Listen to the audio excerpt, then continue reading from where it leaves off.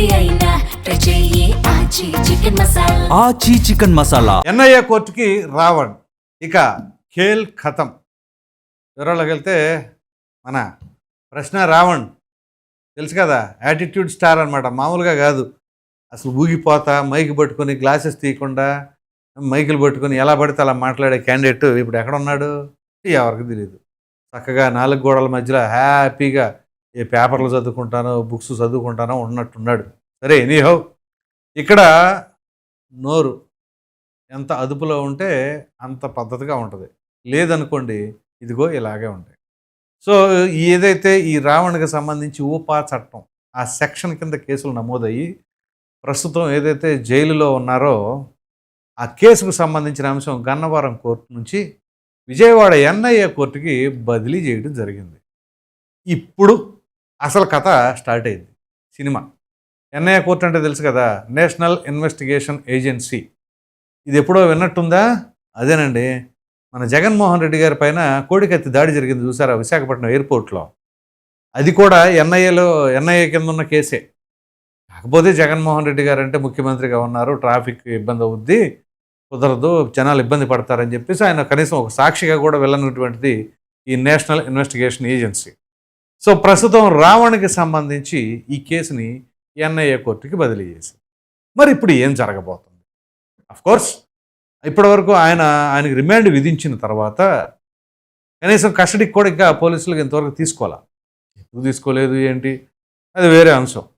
ఈ నేపథ్యంలోనే ఇప్పుడు ఈ కోర్టుకి ఏదైతే బదిలీ చేయబడిందో మరలా మొదటి నుంచి మొదలవుతాయి వాదనలు.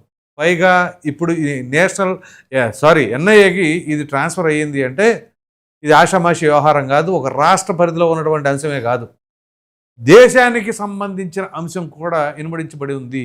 అందు గురించే దీన్ని అక్కడికి రెఫర్ చేశారు అని చెప్పి అర్థం చేసుకోవచ్చు.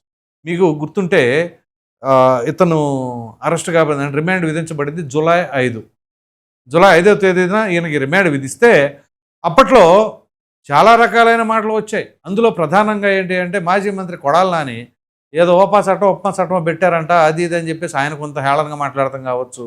మరో మాజీ మంత్రి అంబటి రాంబాబు ఏమో భుజాన్ని వేసుకొని ఇదిగో మేము ఖచ్చితంగా ఆయన వెనకాల నిలబడతామని చెప్పి జగన్మోహన్ రెడ్డి గారు చెప్పమన్నారని చెప్పేసి ఆయన అంటాం. ఈ అరెస్ట్ అనేది కూడా ఏమాత్రం కరెక్ట్ కాదు, కావాలని కక్షపూరితంగా కేసులు పెట్టారు, సెక్షన్లు విధించారు అని చెప్పేసి అనడం కావచ్చు. వీళ్ళందరి నోళ్ళు మరి వాళ్ళ మోగబోయాయా? మరి ఎందుకని దానిపైన ఇక్కడ మాట్లాడలా? సో అంటే వీళ్ళకి ఫేవర్గా ఉన్నారు కాబట్టి, లేదా వీళ్ళకి ఆపోజిట్గా ఉన్న వాళ్ళపైనే టార్గెటెడ్గా అతను మాట్లాడుతున్నారు కాబట్టి ఇతని వైపు నిలబడ్డారని అనుకోవాలా? ఆ తర్వాత అబ్బాయి మాకేం సంబంధం, ఆయన టీడీపీకి సంబంధించిన వ్యక్తి అని చెప్పేసి ఎవరు మాట్లాడారు? మరో మాజీ మంత్రి కాకాని గోవర్ధన్ రెడ్డే మాట్లాడారు. సో ఆ రకంగా ఎప్పుడైతే అబ్బో ఇది దీనివల్ల మనకు డ్యామేజ్ అవుతుందని భావించారో ఇమీడియట్గా ప్లేట్ ఫిరాయించే ప్రయత్నం. కానీ నిజాలు నిలకడగా బయటకు వస్తాయి. ఏదో మనం ఆ టైంకి టెంటేటివ్గా తొందరపడిపోయి ఫస్ట్ టైం మేము వాదిస్తాం, మేమే బరాయిస్తాం, లీగల్గా సపోర్ట్ చేస్తాం అని చెప్పేసి అన్నవాళ్ళు కావచ్చు. ఆ గమన అని ఉంది కదా, తనేంటి థ్యాంక్ యూ జగన్మోహన్ రెడ్డి గారు ఫర్ యువర్ సపోర్ట్ అని చెప్పేసి ఆవిడ వీడియో రిలీజ్ చేయడం కావచ్చు. ఆ వీడియోని చూసిన తర్వాత జడా శ్రవణ్ కుమార్ అరే నాకు చెప్పకుండా మీరు అట్టేళ్ళు జగన్మోహన్ రెడ్డి గారి దగ్గరికి వెళ్తారు, అందుకని నేను వాదించనని ఆయన తప్పించుకోవడం కావచ్చు.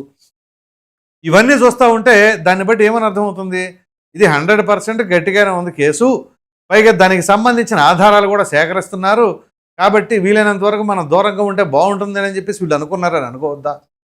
అయితే ఇప్పుడు ఎన్ఐఏ కోర్టులో ఉంది, ఎన్ఐఏ కోర్టుకి బదిలీ చేయబడింది. బదిలీ చేయబడితే ఏం జరగబోతా ఉంది? సరే అంటే రాష్ట్ర పరిధిలో ఉన్నటువంటి అంశాలు ఎన్ఐఏకి బదిలీ చేస్తారా? ఖచ్చితంగా కానే. ఎందుకంటే ఈయన రెచ్చగొట్టేలాగా మాట్లాడింది కేవలం ఒక పార్టీకి సంబంధించిన నాయకులనే కాదు. ఉదాహరణకి ఆ హెడ్మా నక్సలైటు మావోయిస్టు అతన్ని హతమార్చినప్పుడు అతనికి సంఘీభావం తెలిపే విధానం కావచ్చు, లేకపోతే ఇంకో 100 మంది హెడ్మాలు పుట్టుకొస్తారని చెప్పేసి చెప్పిన కావచ్చు.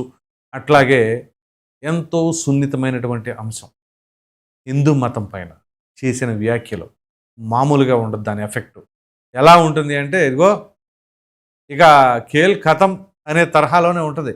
ఎందుకంటే మామూలుగా మనోడు రెచ్చిపోయి మాట్లాడాడు కదా, ఎలా పడితే అలాగా వీరిని కాదు అసలు ఎలా పడితే అలా రాముల వారు సీతమ్మ ఇంక వారు కాదు వీరు కాదు, ఇంకా అసలు అది ఎక్కడుంది, సనాతన ధర్మం అనే పదాన్ని కూడా ఎలా మాట్లాడాడు.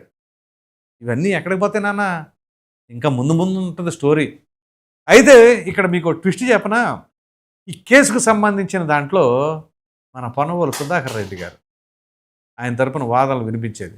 సో పొన్నవోలు సుధాకర్ రెడ్డి గారు మరి ఇప్పుడు ఇది కాస్త గన్నవరం కోర్టు నుంచి ఎన్ఐఏ కోర్టుకి వెళ్ళింది. మరి అక్కడ వాదనలు ఎట్లా ఉంటాయో ఏంటో, మరి అసలు రావణ్ అనబడే వ్యక్తి ఇప్పుడు ఎలా బయటకు వచ్చే పరిస్థితి ఉందా తెలియదు. కనీసం బెయిల్ కోసం అప్లై చేస్తే బెయిల్ కూడా చూసే ఇది లేదు, పిటిషన్లు ఇమ్మీడియట్గా కొట్టి పడేస్తున్నారు. సో ఈ దరిదాపుల్లో ఎక్కడా కూడా ఈ దరిదాపుల్లో ఎక్కడ కూడా ఆయనకు బెయిల్ వచ్చే పరిస్థితి లేదు.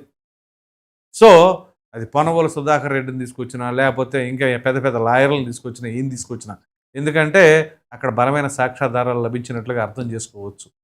సో ఈ నేపథ్యంలో దాన్ని సమర్థించుకునేలాగా ఎలా మాట్లాడతారు, ఇతన్ని చేసిన వ్యాఖ్యలను కానీ ఇతను చేసిన వీడియోలను కానీ ఎవరు సమర్థిస్తారు అని అంటే, ఏం చేస్తున్నారు, ఎలా అరెస్ట్ చేస్తారు, ఉపా కింద, జస్ట్ ఆస్కింగ్. మన ప్రకాష్ రాజ్ ఏమైపోయాడు ఇప్పుడు మాట్లాడమనండి. అది ఎన్ఐఏ కోర్టుకి బదిలీ చేయబడింది కదా, ఇప్పుడు ప్రశ్న రావణ్ నీకు మొత్తం సర్వస్వం నేనే, నీ వెనకాల నేను ఉంటా, నువ్వేం వర్రీ అవ్వమాక, అది ఎన్ఐఏ కోర్టు కాదు, సుప్రీంకోర్టు కాదు, ఎక్కడికి వెళ్ళినా సరే నువ్వేం దిగులు పడమాక, నేను వెనకాల ఉన్నానని చెప్పేసి అట్లాగే ఉంటారేమో. ఇప్పుడు ఆయన జూలై 5వ తేదీ, ఇవాళ ఆగస్టు 18, అంటే నెల 13 రోజులైంది. మరి ఈ నెల 13 రోజులు కనీసం ఎవరన్నా వెళ్ళారా, ములాఖాత్ కన్నా వెళ్ళారా, వెళ్ళే ప్రయత్నాలు చేశారా? ప్రకాష్ రాజ్ ఓన్లీ ట్వీట్లకే పరిమితమా, లేకపోతే ఏమైనా దగ్గరికి వెళ్ళి బాగోగులు ఏమన్నా పలకరించేది ఉందా, మంచి చెడులు? సో ఒక్క తప్పు ఎప్పుడైనా గుర్తుంచుకోండి, మీరు మీ కుటుంబం, ఇప్పుడు మీ కుటుంబ సభ్యుల పరిస్థితి ఏంటి, వాళ్ళు ఎంత ఆందోళన చెందుతారు?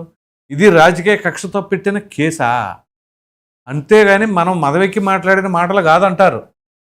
ఏది హిందూ దేవతలు, నువ్వు హిందూ దేశంలో ఉండి ఇక్కడ పుట్టి ఇక్కడ పెరిగి ఇక్కడ గాలి పీలుస్తూ ఇక్కడ సంప్రదాయాల్ని లేకపోతే ఇక్కడ పూజించే దేవతల్ని దేవుళ్ళని అవమానపరిచేలాగా కించపరిచేలాగా అసభ్యకరమైన మాటలు మాట్లాడతావా? ఇప్పుడు మాట్లాడు, లేకపోతే ఆ సెల్లో కూర్చొని అట్లాంటివి రాసుకుంటూ ఉండు. సాధారణంగా ఎవరైనా సరే పాపాలు పోవాలని రామకోటి రాసుకుంటూ ఉంటారు. మరి ఈడేం కోటి రాస్తాడో ఏం చేస్తాడో చూడాలి. లేకపోతే ఎందుకు నేను కంట్రోల్ తప్పుతున్నాను కానీ.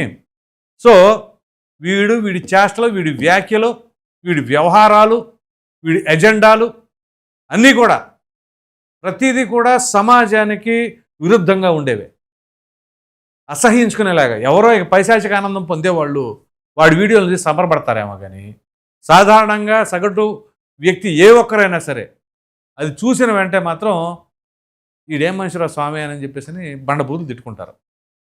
సో అలాంటి రావణ్ ఇప్పుడు ఏమైంది పరిస్థితి, చక్కగా అలా లోపల ఉన్నాడు. ఇది ఇంతటితో అవలే, ఇది ఫస్ట్ హాఫ్ కూడా అవినట్టు కాదు, ఇంక చాలా స్టోరీ ఉంటుంది. మరి మనోడికి అది ఎప్పుడు బయటకు వస్తాడో ఏంటో, ఇంకేమైనా సరే శిక్షలు కనుక పడితే ఎలా ఉంటుందో. ఒక్కొక్కసారి మీకు సెక్షన్లు ఎట్లా ఉంటాయంటేనండి, కనీసం ఆ కేసుకు సంబంధించిన విచారణ కూడా మొదలెట్టకుండా 10 ఏళ్ళు కూడా గడిచిపోవచ్చు, అంత తీవ్రతరమైన సెక్షన్ ఇది. అది కూడా ఎలాగా, ఇప్పుడు మనోడు చేసిన భాగవతం అంతా బయటపడతా ఉంది కదా, దాని వెనకాల ఎవరున్నారు, వాళ్ళ వెనకాల ఎవరున్నారు, ఎవరుండి చేయించారు, ఎవరి ప్రోద్బలంతో చేయించారు, ఇది లోకల్ వరకే ఉందా పరిమితం, లేకపోతే ఇంకా ఏమైనా సరే అదనంగా బయట వ్యక్తులు ఎవరైనా ఉన్నారా, ఇలా అన్ని కోణాల్లో దీనిపైన విచారణ జరుపుతారు. సో అదంతా జరగాలి అంటే తెలుసు కదా మన దగ్గర ఎంత సమయం పడుతుంది అనేది. కాబట్టి ఆ పుణ్యకాలం కాస్త ఆ 4 గోడల మధ్య గడిచిపోద్దేమో. సో దానివల్ల ఇప్పుడు మీరు చూడండి, ఇంతవరకు హిస్టరీలో ఫస్ట్ టైం అనుకుంటున్నా నాకు తెలిసి ఇట్లాంటి చట్టం ఒక యూట్యూబర్ పైన నమోదు కావటం.